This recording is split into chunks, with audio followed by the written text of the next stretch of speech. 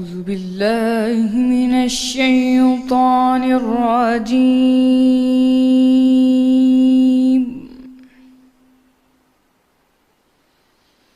بسم الله الرحمن الرحيم.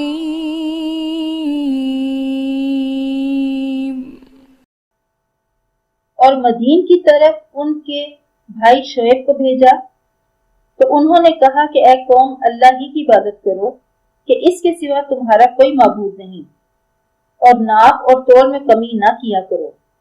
میں تو تم کو آسودہ حال دیکھتا ہوں، اور اگر تم ایمان نہ لاؤ گے تو مجھے تمہارے بارے میں ایک ایسے دن کے عذاب کا خوف ہے جو تم کو گھیر کر رہے گا۔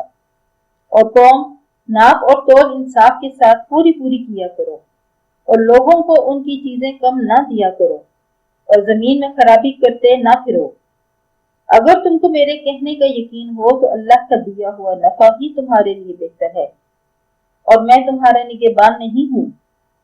انہوں نے کہا، اے شعیب، کیا تمہاری نماز تمہیں یہ سکھاتی ہے کہ جن کو ہمارے باپ دادا پوجتے آئے ہیں ہم ان کو ترک کر دیں، یا اپنے مال میں تصرف کرنا چاہیں تو نہ کریں؟ تم تو بڑے نرم دل یا دانش مند اور راست باز ہو۔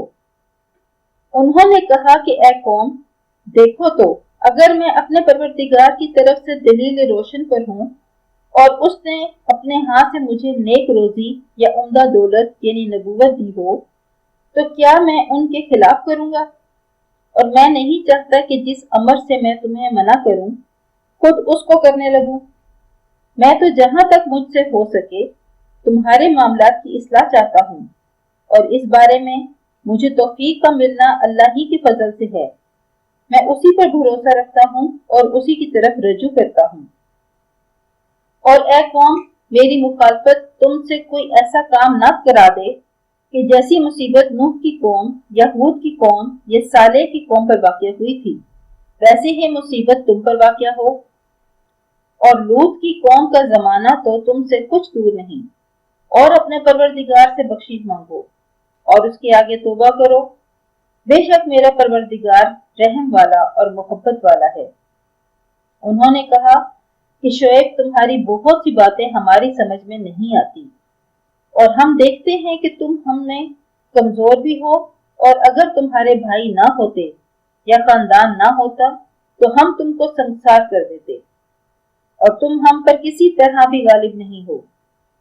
انہوں نے کہا کہ اے قوم، کیا میرے بھائی بندوں یا خاندان کا دباؤ تم پر اللہ سے زیادہ ہے، اور اس کو تم نے پیٹھ پیچھے ڈال رکھا ہے؟ میرا پروردگار تو تمہارے سب اعمال پر احاطہ کیے ہوئے ہے۔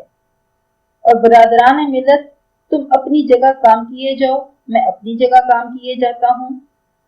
تم کو عنقریب معلوم ہو جائے گا کہ رسوا کرنے والا عذاب کس پر آتا ہے اور جھوٹا کون ہے۔ اور تم بھی انتظار کرو، میں بھی تمہارے ساتھ انتظار کرتا ہوں۔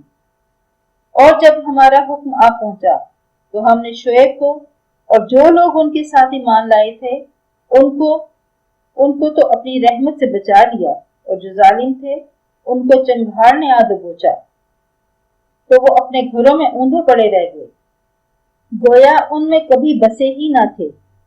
سن رکھو کہ مدین پر ویسی ہی پھٹکار ہے جیسی سمود پر پھٹکار تھی۔